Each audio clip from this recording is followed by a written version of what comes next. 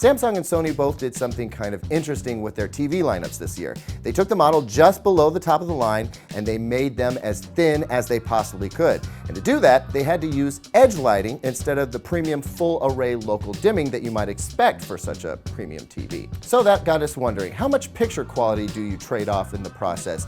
And how do the two manufacturers stack up against each other? We decided to find out. Now I know we're comparing a 55-inch Sony to a 65-inch Samsung. One is flat, the other is curved. For the purposes of our evaluation, none of that really matters. Most of the picture quality elements we'll be looking at are related strictly to the backlight system, and the size and the shape of the TV isn't going to play much of a factor.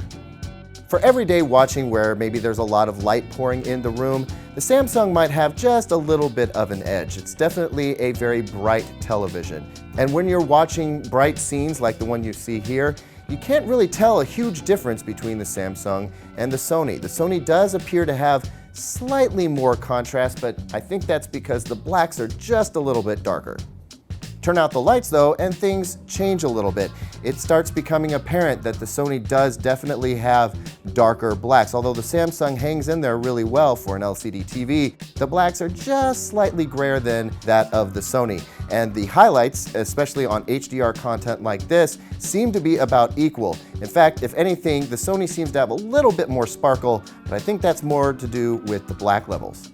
Now, if we start watching content with a lot of dark scenes in a dark room, well then we really see what the difference is. Most of it has to do with the backlighting scheme. It looks like the Sony has a little bit more control on the edge light setup than the Samsung does. You can see that there's a little bit brighter halo around some of the bright objects on the Samsung than there is on the Sony. Now, the Samsung is a larger TV, but I've seen both sizes of both televisions, and from my experience, the Sony is just a little bit better, and for me, that's kind of a big deal because I like to watch a lot of dark movies in dark rooms.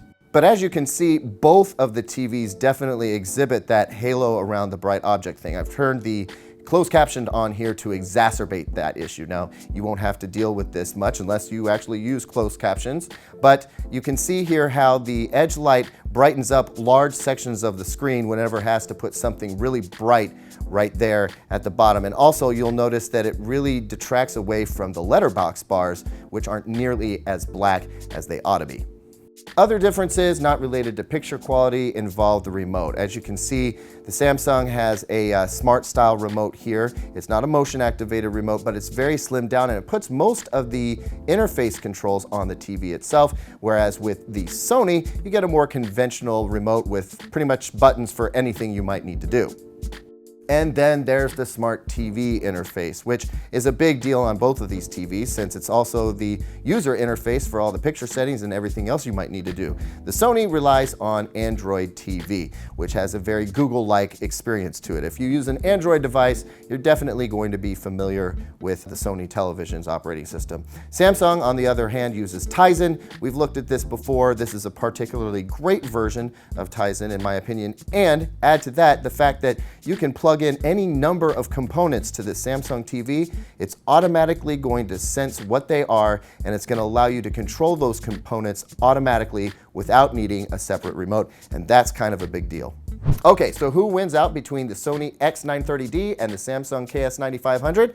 Well, for me, it's the Sony this time, and by a very thin margin. It really came down to picture quality, and specifically black levels. I feel like the Sony does a little bit better on the black levels and the viewing angle than the Samsung. However, the Samsung should not be discounted by any means. It does great in bright room environments. It's got a very powerful smart TV system, and it's super easy to control everything that you connect to it. We're talking about a very tight race. But I think if you're putting these TVs in a dark room, sitting right in front of them like you would if it was a dedicated home theater, the Sony is a very slightly better option in this case. So we're going to call the winner this time for the Sony.